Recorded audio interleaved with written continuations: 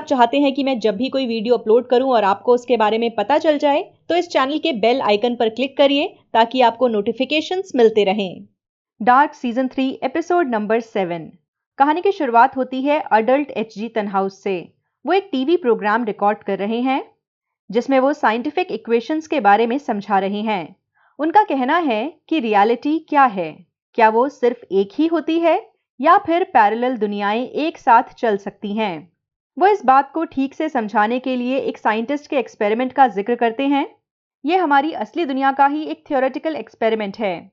कहा जा रहा है कि अगर एक डिब्बे में किसी बिल्ली को बंद कर दिया जाए और उसके अंदर एक रेडियो एक्टिव सब्सटेंस रखा हो, एक गाइगर काउंटर रखा हो जिससे रेडियो एक्टिव सब्सटेंस को डिटेक्ट किया जाता है, और साथ ही एक हथौड़े के साथ जहर की शीशी, अगर ये सारी चीजें एक बंद डब्बे में होंगी तो क्या होगा।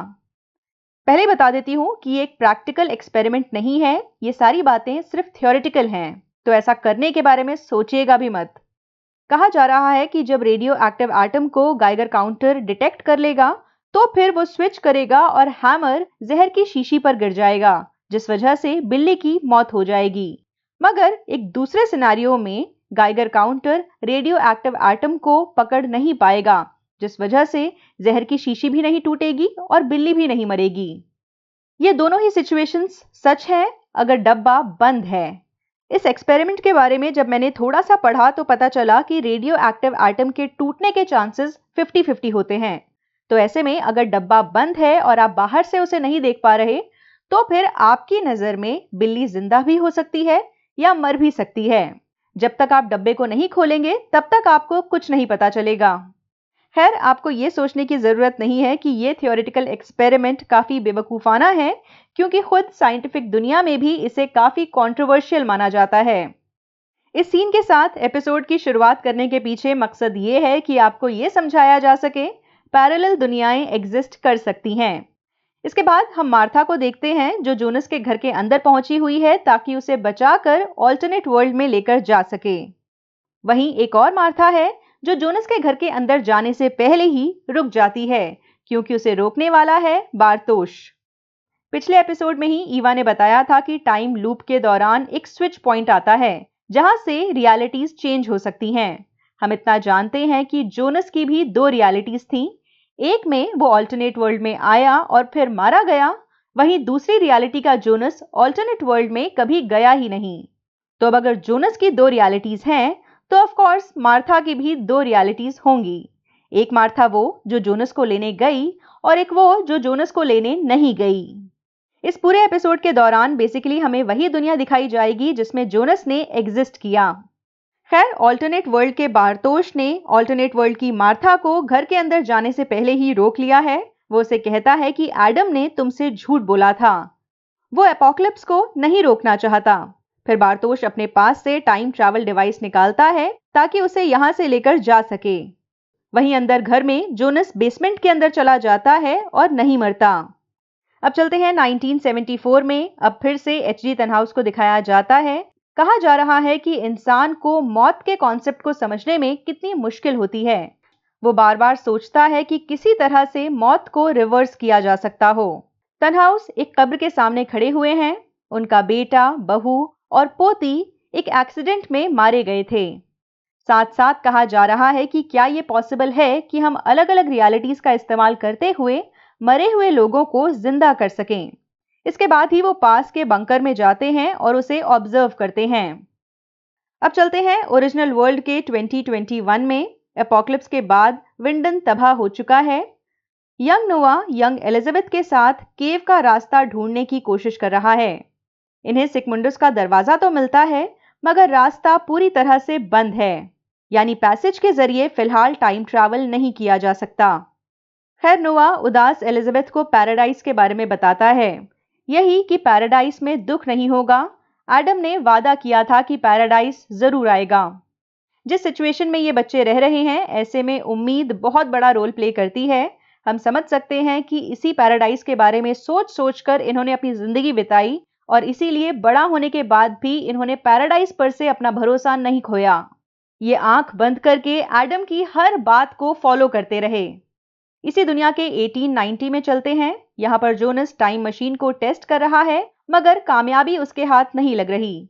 उल्टा उसने खुद को करंट लगा लिया है, जिस वजह से उसका हाथ जख्मी हो गया है। आप ये समझ सकते हैं कि शायद इसी तरह के छोटे छोटे एक्सीडेंट्स की वजह से जोनस एडम में तब्दील हुआ। खैर, बाद में उसकी बारतोश से मुलाकात होती है, जिसका अब जोनस के प्लान्स पर से भरोसा टूट रहा है। वो कहता है कि मशीन काम नहीं कर रही। इस पर जोनस का कहना है कि मशीन काम करेगी, क्योंकि उसने खुद फ्यूचर में इसे काम करते हुए देखा है। जब यंग जोनस ने 1921 में ट्रैवल किया था, तो इसी जगह पर बड़ा सा गॉड पार्टिकल मौजूद था, जो सक्सेसफुली टाइम ट्रैवल पॉसिबल करवा रहा था।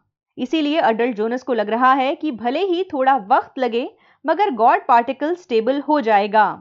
बारतोश को जोनस की इंटेंशंस पर भी भरोसा नहीं है। वो कहता है कि तुम एपोकलिप्स को रोकना नहीं चाहते। इस पर जोनस का कहना है कि मेरा प्लान उससे ज्यादा बड़ा है। बेसिकली अडल्ट जोनस को पता चल चुका है कि ऑल्टरनेट दुनिया एग्जिस्ट करती है।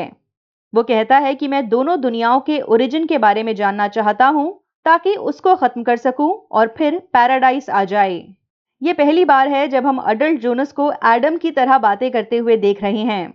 उसकी बातों में काफी कड़वाहट है। वो कई साल से इस गॉड पार्टिकल पर काम कर रहा है। साथ ही उसे ये भी पता चल चुका है कि एक ऑल्टरनेट वर्ल्ड भी है। उसके प्लान डेफिनेटली चेंज हो चुके हैं। वो एपोकलिप्स खत्म नहीं करना चाहता, बल्कि दोनों दुनियाओं का ही विनाश चाहता है। बारतोश को जोनस के प्लान में कोई इंटरेस्ट नहीं है और इसीलिए वो उसे छोड़कर चला जाता है। मगर रास्ते में उसकी मुलाकात होती है सिल्जा से। आपको याद होगा कि पिछले एपिसोड में एडम ने बताया था कि उसने सिल्जा को कहीं भेजा है।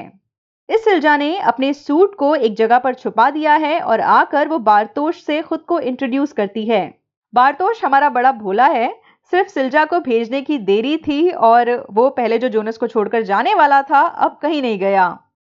अब दिखाते हैं 2023 यानी अपोकलिप्स के बाद वाला विंडन। जोनस क्लॉडिया के साथ मिलकर यहाँ पर मौजूद ब्लैक मैटर को, गॉड पार्टिकल को स्टेबल करने की कोशिश कर रहा है, मगर उनके सारे एक्सपेरिमेंट्स फेल हो रहे हैं। क्लॉडिया यहाँ पर जोनस को कहती है कि हमें उम्मीद का साथ नहीं छोड़ना चाहिए, मगर जोनस को देखकर लग रहा है कि वो हार मान चुका है। वो अपने पुराने घर में जाता है और उसी जगह पर फंदा लगाता है जहां पर उसके पिता ने फंदा लगाया था। वो सुसाइड करने की कोशिश करता है, मगर यहाँ पर यंग नोआ पहुंचकर उसे बचा लेता है। वो काफी गुस्सा है, कह रहा है कि तुम ये नहीं कर सकते। एडम ने यानी तुमने मुझसे वादा किया था, नेक्स्ट लूप में अपोकलिप्स होना चाहिए और तभी हमें पैराडाइस मिलेगी। वो उसे कहता है कि तुम मर ही नहीं सकते, भले ही इसकी कितनी भी कोशिश कर लो। वो जोनस को एक बंदूक देता है, जिसे जोनस अपने सर पर लगाकर इसका ट्रिगर दबाता है, मगर फिर भी जोनस को कुछ नहीं होता। वो 2-3 बार ऐसा करता है और बाद में नोआ उसके हाथ से बंदूक लेकर सामने दीवार पर मारता है। इस बार बंदूक चल रही है। वो कहता है, ना तो तुम खुदकुशी कर सकते हो, ना कोई और तुम्हें मार सकता है, क्योंकि वक्त इसकी इजाजत नहीं देगा। यानी जोनस वक्त का गुलाम है। उसे बड़ा होना होगा, टाइम ट्रैवल के कॉन्सेप्ट पर काम भी करना होगा और फिर बाद में एडम भी बनना होगा। एडम बनकर वो खुद अपने ही यंग वर्जन यानी इसी जोनस को मैनिपुलेट करेगा। ये लूप है, इसका हम कुछ नहीं कर सकते। खैर, नोआ जोनस को गुफा के अंदर लेकर जाता है। वो दिखाता है कि रास्ता अभी भी एग्जिस्ट करता है, मगर फिलहाल बंद है। वो जोनस को कहता है कि एडम ने मुझे बताया था तुम और मैं अच्छे दोस्त बन जाएंगे और बाद में तुम मुझे धोखा दोगे। चलते हैं इसी दुनिया के 1904 में। सिल्जा और बारतोश की शादी हो चुकी है। सिल्जा एक बच्चे को पैदा करती है, जिसका नाम वो रखती है हैनो। बारतोश के चेहरे की जो हंसी है वो अचानक से गायब हो जाती है। हैनो का मतलब हुआ नोआ, क्योंकि नोआ का असली नाम था हैनो। उसे समझ में आ रहा है कि वो खुद ही लूप का हिस्सा है और नोआ का पिता है। जब ये नोआ बड़ा हो जाएगा तो फिर पास्ट में जाकर यंग बारतोश को मैनिपुलेट करेगा। वहीं पीछे ओल्ड टनहाउस का बैकग्राउंड चल रहा है, जिसमें कहा जा रहा है, किस्मत बेरहम है, वो हमारे साथ खेल खेलती रहती है। अब फिर से 1974 के एचडी टनहाउस के पास चलते हैं। उन्होंने इस बंकर को अपना ऑफिस बना लिया है। यहाँ पर रहकर वो अपनी मशीन बिल्ड करेंगे और बहुत सारे एक्सपेरिमेंट्स को अंजाम देंगे। 1986 आ चुका है और तनहाउस की मशीन बनकर तैयार है। विंडन के एपोक्लिप्स के बाद कई साल बीत चुके हैं। साल है 2040। नोआ और जोनस दोनों अब बड़े हो चुके हैं। यहाँ पर क्लॉडिया भी मौजूद है। ये अभी भी गॉड पार्टिकल को स्टेबल करने की कोशिश कर रहे हैं, मगर ये नहीं हो पा रहा। बाद में जोनस की नोआ से बात होती है। वो कहता है गॉड पार्टिकल काम क्यों नहीं कर रहा।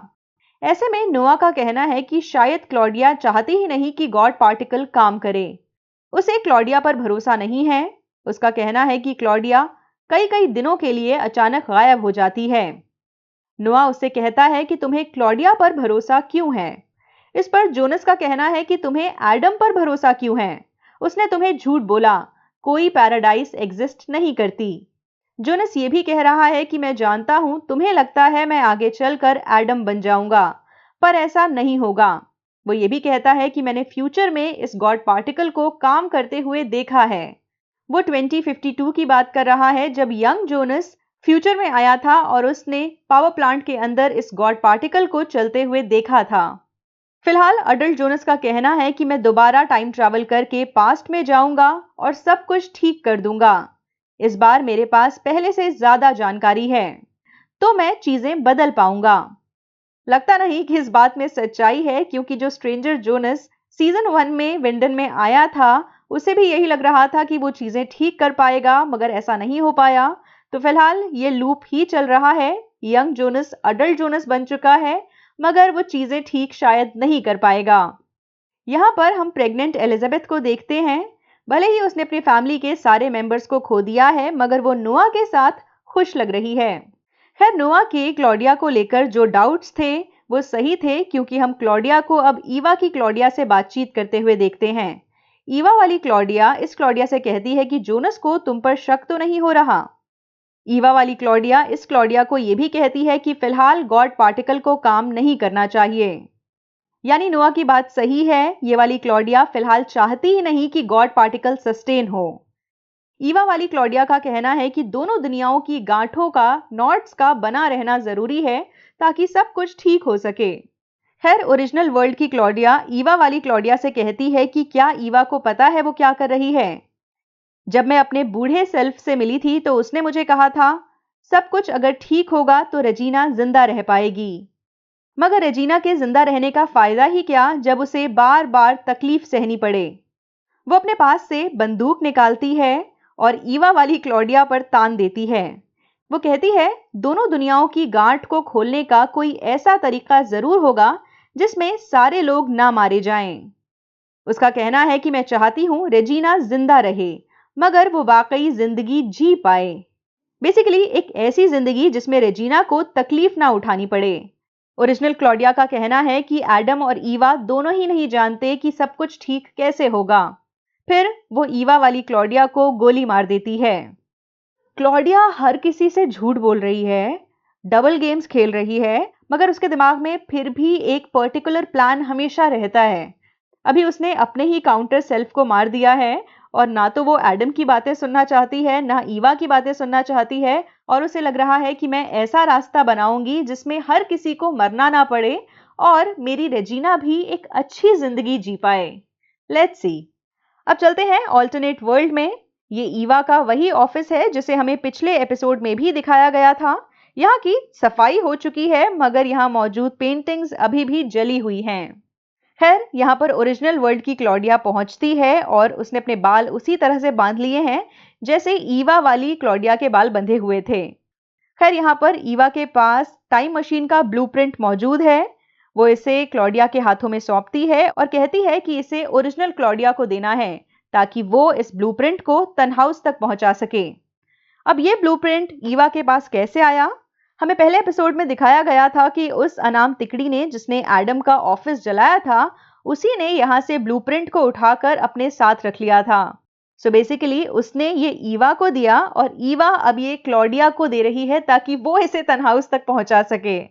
ईवा कह रही है कि क्लॉडिया को ये समझ में आ रहा है ना कि ये क्यों जरूरी है। सब कुछ दोबारा से होना होगा। आपको याद होगा कि सीजन 1 में बूढ़ी क्लॉडिया ने तनहाउस को टाइम मशीन का ब्लूप्रिंट दिया था। इसके बाद ही तनहाउस को समझ में आया था कि बॉक्स वाली टाइम मशीन कैसे बनानी है। अब चलते हैं ओरिजिनल वर्ल्ड के 1910 में। चाइल्ड बर्थ में सिल्जा की मौत हो चुकी है। बारतोश उसके पास उदास खड़ा हुआ है। सिल्जा ने एक बच्ची पैदा की है। बारतोश को बताया जाता है कि सिल्जा अपनी बेटी का नाम एग्नेस रखना चाहती थी। हम यहाँ पर छोटे नोआ को भी देखेंगे, यानी नोआ और एग्नेस के पेरेंट्स थे बारतोश और सिल्जा। इस पूरी स्टोरी में नोआ और एग्नेस दोनों का ही बहुत बड़ा रोल है। ट्रॉन्टे एग्नेस का बेटा था और उल्रिक ट्रॉन्टे का बेटा। बेसिकली पूरी नील्सन फैमिली ही एग्नेस की वजह से एग्जिस्ट करती है। वहीं अगर नोआ ना होता तो ना तो शार्लेट होती ना एलिजाबेथ। बारतोश ने फिलहाल सिल्जा को खोया है, मगर ज्यादा अफसोस की बात यह है कि आगे फ्यूचर में चलकर बारतोश का एडम पर से फिर से भरोसा हटने लगेगा और तब नोआ खुद अपने ही पिता को मार डालेगा। चलते हैं 2041 में। अडल्ट नोआ और एलिजाबेथ पैराडाइज के बारे में फिर से बातें कर रहे हैं। बेसिकली एलिजाबेथ को इस दुनिया में जीने के लिए एक उम्मीद चाहिए और नोआ बार बार पैराडाइज के बारे में उसे समझाता रहता है। उनकी एक बेटी पैदा हुई है जिसका नाम शार्लेट रखा गया है। एलिजाबेथ ने अपनी मां के नाम के ऊपर ही अपनी बेटी का नाम रखा है। तभी पास में ही हमें दो औरतों को दिखाया जाता है। एक है अडल्ट एलिजाबेथ और एक है अडल्ट शार्लेट। इन दोनों ने पिछले एपिसोड में ही एडम के कहने पर टाइम ट्रैवल किया था, तो हमें अब पता चल रहा है कि ये आई हैं 2041 में, ताकि यंग एलिजाबेथ का बच्चा चुरा सकें। ये वही शार्लेट है जो यहाँ पर खुद भी खड़ी हुई है, यानी कि शार्लेट ने खुद अपने आप को ही किडनैप किया है। वो इसे लेकर कहीं चली जाती हैं। आपको याद होगा कि हमें पिछले एपिसोड्स में बताया गया था एचजी टनहाउस के दरवाजे पर अचानक दो औरतें आई थीं और उन्होंने उसे एक बच्ची सौंप दी थी। वो दो औरतें एलिजाबेथ और शार्लेट ही थीं। नोआ और एलिजाबेथ परेशान हैं, वो अपनी बच्ची को ढूंढ रहे हैं, मगर उसका कुछ अता पता नहीं है। नोआ काफी ज्यादा गुस्सा होकर जोनस के पास पहुंचता है और कहता है कि मेरी बच्ची कहाँ है। अडल्ट जोनस को नहीं पता कि नोआ क्या कह रहा है, मगर नोआ को लग रहा है कि जरूर जोनस ने ही कुछ किया है। वैसे भी अडल्ट नोआ को कहा गया था कि फ्यूचर में चलकर जोनस तुम्हें धोखा देगा, इसीलिए उसे लग रहा है कि जोनस ने उसकी बेटी को चुरा कर कहीं और भेज दिया है। ये वही मोमेंट था जब नोआ और जोनस के रिश्तों में दरार आ गई। नोआ एलिजाबेथ के पास जाता है और उसे कहता है कि मैं कुछ भी करके हमारी बेटी को ढूंढ कर रहूंगा। वो पास में मौजूद डायरी को उठाता है और वहां से चला जाता है। आपको बता देती हूँ कि ये डायरी ईवा की दुनिया से ही आई है। हमें पता चला था कि इस डायरी को लिखने वाला वही अनाम शख्स था जो मार्था और जोनस का बेटा है। इस डायरी को एडम और उसका ग्रुप यानी कि सिक मंडस आंख बंद करके फॉलो कर रहा था। मजेदार ये है कि इसे ईवा ने लिखवाया है। खैर बैकग्राउंड में टनहाउस कह रहा है कि हम जो चाहते हैं उसे चूज कर सकते हैं, मगर हमारी चाहतें खुद हमारे लिए चूज की जाती हैं। हम अपनी ख्वाहिशों के गुलाम होते हैं। चलते हैं 1986 में, जहां पर टनहाउस अपनी फैमिली की तस्वीर को देखते हैं और फिर अपनी टाइम मशीन को, जो दिखने में काफी अलग लग रही है, उसे ऑन कर देते हैं। इस तरह की टाइम मशीन को हमें पिछले 2 सीजन्स में पहले कभी नहीं दिखाया गया। जिस टनहाउस को हम अक्सर देखते आए थे, उनकी टाइम मशीन तो कुछ बॉक्स टाइप थी। खैर चलते हैं ओरिजिनल दुनिया के 1911 में। बारतोश एक गाड़ी को फिक्स कर रहा है और यहाँ पर पहुंचती है हैना। उसके साथ ही उसकी बेटी भी है। बारतोश दोनों को देखता है और वो दोनों को ही पहचान जाता है। हैना को तो चलिए वो पहले से ही जानता था, मगर इस बच्ची के चेहरे पर एक निशान है, वैसा ही निशान जैसा सिल्जा के चेहरे पर था। उसे समझ में आ गया है कि यही बच्ची सिल्जा है। खैर हैना उसे बताती है कि मैं जोनस को ढूंढ रही हूँ। बारतोश उसे लेकर उस जोनस के पास जाता है जिसका चेहरा काफी बदल चुका है। पिछले कई सालों से वो टाइम ट्रैवल के एक्सपेरिमेंट्स कर रहा है।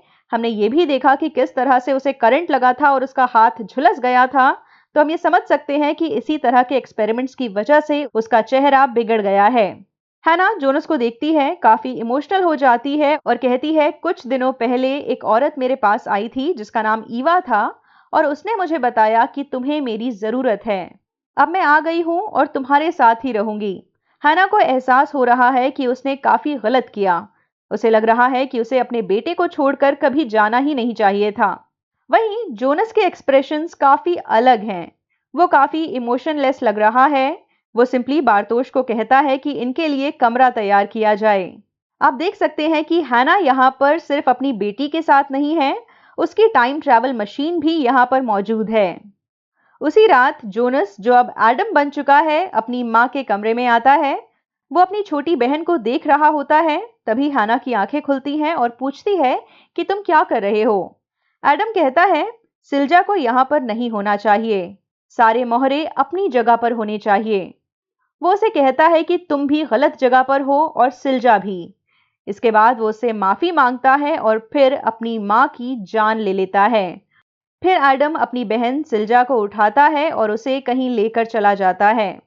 ये पहली बार था जब हम जोनस को, यानी कि एडम को, कोई वायलेंट काम करते हुए देख रहे थे। उसे अपनी आइडियोलॉजी पर, अपने एक्सपेरिमेंट्स पर इतना भरोसा है कि उसे अपनी माँ को मारने में भी तकलीफ नहीं हुई। और हैना की किस्मत भी कतरीना से कुछ ज्यादा बेटर नहीं है। कतरीना को उसकी माँ ने मारा और अनजाने में मारा, मगर हैना को उसके बेटे ने, यानी जोनस ने, सब कुछ जानते बूझते कत्ल किया। ओ गॉड, इस शो में ऐसा कोई भी कैरेक्टर है जिसके साथ अच्छा हुआ हो? मतलब अभी तक तो सारे के सारे सिर्फ अंधकार में जी रहे हैं। शो का नाम डार्क सिर्फ ऐसे ही नहीं रखा। अब 1920 दिखाया जाता है। अडल्ट नोआ एक बार के अंदर एंटर करता है। ये वही जगह है जहां पर यंग नोआ रहा करता था। तभी उसकी मुलाकात होती है यंग नोआ से। हमें यह नहीं दिखाया गया कि अडल्ट नोआ 2040 से 1920 में आया कैसे। इतना तो श्योर है कि उसने टाइम ट्रैवल किया है, बट तरीका क्या अपनाया था ये नहीं पता। वैसे आपको याद होगा कि नोआ ने एक बार एक बात कही थी, यही कि सालों पहले जब वो छोटा था तो उसके घर में एक अजनबी आया था। उसके चेहरे पर बहुत ज्यादा उदासी थी। ऐसा लग रहा था कि वो मरना चाहता है, मगर जिंदगी उसे मरने नहीं देती। तब मुझे लग रहा था कि शायद जोनस की बात कर रहा है, मगर इस सीन के जरिए ये बात क्लियर हो चुकी है कि यंग नोआ अपने ही अडल्ट वर्जन से मिला था और उसी के चेहरे पर उसने इतनी उदासी देखी थी। खैर, अडल्ट नोआ अब एडम से मिलने पहुंचता है। कई साल बीत चुके हैं, तो जिस जोनस ने अपनी माँ का कत्ल किया था, उसकी भी अब और ज्यादा उम्र हो चुकी है। वो पूरी तरह से एडम बन चुका है। एडम नोआ को कहता है, मैं जानता हूं कि तुम्हें लगता है मैंने तुमसे झूठ बोला था कि मैंने शार्लेट को किडनैप किया, मगर ऐसा नहीं है। मैंने ऐसा कुछ नहीं किया। तुम सही थे। क्लॉडिया हमें धोखा दे रही थी। उसने हम सब से झूठ कहा। एडम नोआ को कहता है कि तुम्हारे पास सिगमुंडस वाली किताब है, मगर उसके आखिर के पेजेस गायब हैं। वो नोआ को कहता है कि तुम्हें इसके पेजेस को ढूंढना होगा और वही तुम्हें तुम्हारी बेटी शार्लेट तक लेकर जाएंगे और आखिरकार तुम्हें पैराडाइज मिल जाएगी। एडम कह रहा है कि इस पूरे प्लान में तुम्हें हेल्गे का भी इस्तेमाल करना होगा। नोआ ने भी अपनी जिंदगी में बहुत कुछ खोया है। एक तो बहुत कम उम्र से वो एपोकलिप्स वाली दुनिया में जी रहा था, जहां पर एटलीस्ट एलिजाबेथ थी उसके साथ, मगर बाद में एलिजाबेथ और उसकी बेटी भी गायब हो गई। फिर उसे एलिजाबेथ को छोड़कर जाना पड़ा और अब वो बहुत सारे गुनाहों को अंजाम देगा ताकि अपनी बेटी को पा सके, और ये सब कुछ वो एडम के कहने पर कर रहा है। अब चलते हैं 2052 में। बूढ़ी क्लॉडिया अडल्ट जोनस से बात कर रही है। कह रही है कि डार्क मैटर यानी गॉड पार्टिकल स्टेबलाइज हो जाएगा, मगर उससे पहले तुम्हें एक काम करना होगा, वो सब कुछ जो पहले हो चुका है। तुम्हें अपने यंगर वर्जन को उसी रास्ते पर लेकर आना होगा जिस पर कभी तुम चले थे। वो उसे वही बिगड़ी हुई टाइम मशीन देती है जो उसके पास कई सालों से मौजूद है, और साथ ही उसे कहती है कि इसे तुम्हें तनहाउस के पास लेकर जाना है, वो इसे ठीक कर देगा। क्लॉडिया का कहना है कि जब तुम पैसेज को डिस्ट्रॉय करोगे तो उसके साथ ही साथ नॉट भी डिस्ट्रॉय हो जाएगी। जोनस यहां से चला जाता है और क्लॉडिया अपने पास से कुछ कागज के पन्ने निकालती है। ये उसी डायरी के मिसिंग पेजेस हैं जिसके बारे में अभी एडम बात कर रहा था। ये जोनस टाइम ट्रैवल कैसे करेगा ये भी हमें दिखाया तो नहीं गया, मगर फिर भी इसका एक जवाब है।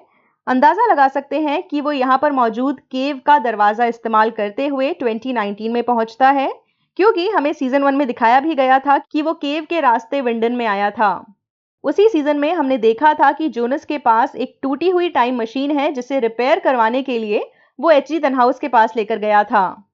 इसके साथ ही हमें उस पूरे लूप को दिखाया जाता है जो मिकेल के खोने के साथ शुरू हुआ था। अडल्ट जोनस 2019 में आया। उसने यंग जोनस को गुफा के बारे में जानकारी दी।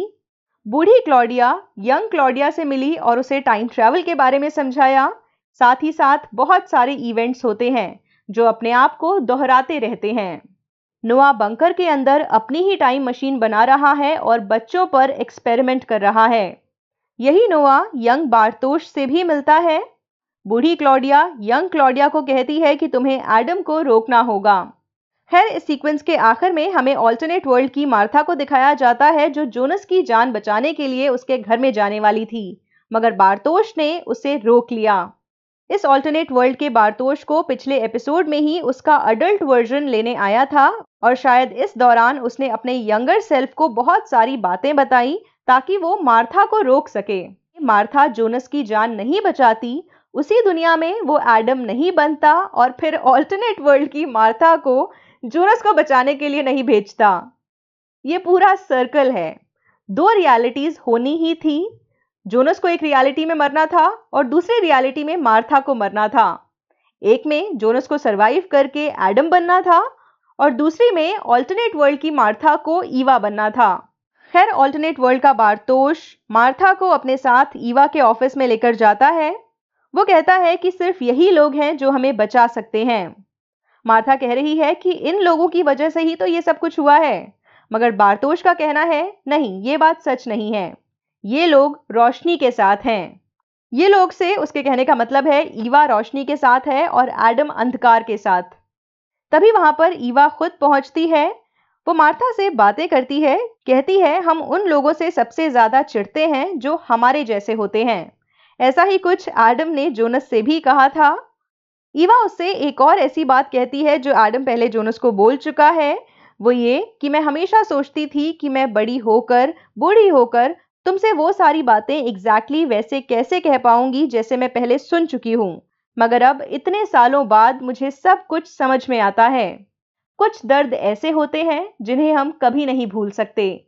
वो हमारी पूरी पर्सनालिटी को डिफाइन करते हैं। इसके बाद ईवा एक चाकू निकालती है और मार्था के चेहरे पर चला देती है। वो उसे कहती है कि तुम्हें याद रहना चाहिए, अगर तुम हमें चुनोगी तो तुम्हें जिंदगी मिलेगी और अगर एडम को चुनोगी तो मारी जाओगी। खैर, इस निशान को देखकर हमें इतना तो क्लियर हो गया है कि ये वही मार्था है जो आगे चलकर जोनस का कत्ल करेगी। 2 रियलिटी साथ साथ चल रही हैं। एक रियलिटी वाली मार्था जोनस को गोली मारेगी और दूसरी रियलिटी वाली मार्था जोनस को जाकर बचाएगी। खैर, एपिसोड के आखिरी सीक्वेंस में हम चलते हैं 2053 में। एडम उस मार्था को मारने वाला है जिसने अभी तक एडम की मदद की थी। वो उसके इशारों पर काम कर रही थी। उसने जोनस की जान बचाई और फिर पास्ट में जाकर अडल्ट जोनस को थोड़ा सा डार्क मैटर भी दिया। फिलहाल एडम इसी मार्था का कत्ल करने वाला है। खैर, ऑफ कोर्स ऐसी सिचुएशन में एडम और ईवा एक दूसरे के अगेंस्ट तो हो ही जाएंगे, क्योंकि ये दोनों ही एक दूसरे को न जाने कितने सालों से मारते आ रहे हैं। मार्था जिसे कुर्सी पर बांधा हुआ है वो चीख रही है, चिल्ला रही है, मगर एडम दुख के साथ ही सही मशीन को ऑन करता है और फिर डार्क मैटर मार्था को गायब कर देता है। इसके बाद एडम अपने हाथों को देखता है और कहता है ये नहीं हो सकता। एडम को लग रहा था कि प्रेग्नेंट मार्था को मारने से ओरिजिन खत्म हो जाएगा, क्योंकि जो ओरिजिन है यानी कि अनाम शख्स है वो दोनों दुनियाओं की गांठ है। वो दोनों दुनियाओं को कनेक्ट करता है। अगर वही नहीं रहेगा तो दोनों दुनियाएं भी खत्म हो जाएंगी, मगर ऐसा नहीं होता। और तभी वहां पर पहुंचती है बूढ़ी क्लॉडिया। वो एडम को कहती है हेलो जोनस, और खत्म हो जाता है ये एपिसोड। क्लॉडिया आ चुकी है फिर से एडम को यानी कि जोनस को कुछ ना कुछ समझाने। वो हर किसी की बात पर यकीन कर लेता है, हर किसी की बात मान लेता है। अल्टीमेटली जोनस ने अपने दिमाग का इस्तेमाल करना शुरू किया और खुद एडम बन गया। इससे भी कोई सोल्यूशन नहीं निकला। लेट्स सी आखिरी एपिसोड में क्या होता है। आई होप हमारे दिमाग में जितने भी सवाल हैं उनका आंसर हमें मिल जाएगा। बहुत सारी बातें तो ऑलरेडी क्लियर हो चुकी हैं। अगर नहीं हुई हैं तो बता देती हूँ कि मैं छोटे छोटे वीडियोस बनाने वाली हूँ अलग अलग टॉपिक्स पे, ताकि उन वीडियोस को देखकर और अच्छे से सब कुछ समझ में आ जाए। बाय। वॉचरोज को सपोर्ट करने के लिए आप डिस्क्रिप्शन में दिए गए लिंक को यूज करें। आप जब भी ऑनलाइन शॉपिंग करें मेरे दिए गए लिंक के जरिए शॉपिंग साइट पर जाएं। आपको ज्यादा कुछ नहीं करना, बस Amazon की वेबसाइट या ऐप को डायरेक्टली ना खोलें, मेरे दिए गए लिंक के जरिए ओपन करें। इस लिंक के थ्रू आप जब भी शॉपिंग करेंगे तो उससे मुझे कमीशन मिलेगा। आपके सपोर्ट से मैं अपने चैनल के लिए फुल टाइम काम कर सकूंगी और दूसरा काम नहीं करना पड़ेगा, जिसका मतलब ये हुआ ज्यादा वीडियोस। एक मिनट, अभी कहाँ जा रहे हैं? अब इस वीडियो को लाइक करना है, अपने दोस्तों के साथ शेयर करना है और अपने विचार शेयर करते रहना है। और हाँ, सबसे इंपॉर्टेंट बात, ख्याल रखिए, घर पर रहिए, ज्यादा बाहर निकलने की जरूरत नहीं है। एक्चुअली बिल्कुल भी बाहर निकलने की जरूरत नहीं है।